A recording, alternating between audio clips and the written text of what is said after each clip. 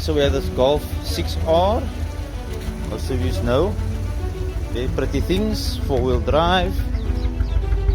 But hey, I'm not so happy about that sound. I'm so happy I can take full vehicle videos now. I don't have to worry about people's registrations. Very annoying. Lovely. Loving it.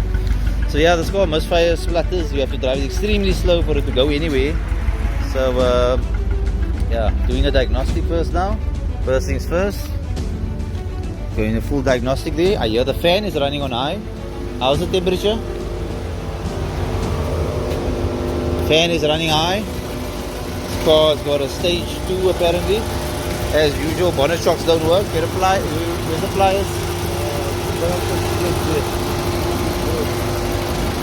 Okay, so it's got a couple of upgrades here. And what is this? Oh, 2 air filters. Okay. One is going there. And where's this one going?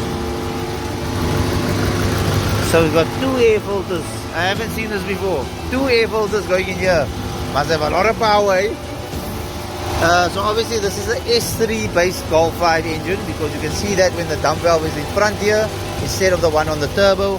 That's the S3 style with a K04 turbo and all the stuff.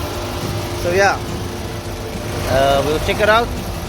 You know, software, I always tell the people, when it comes to software, that's another story. Because if the software goes out, gets corrupted, and then the car's values all go in its chops. So there you can hear the fan is running high. We don't know. Look at that, running on 2nd speed. So yeah, it's not great, but we'll try and figure it out.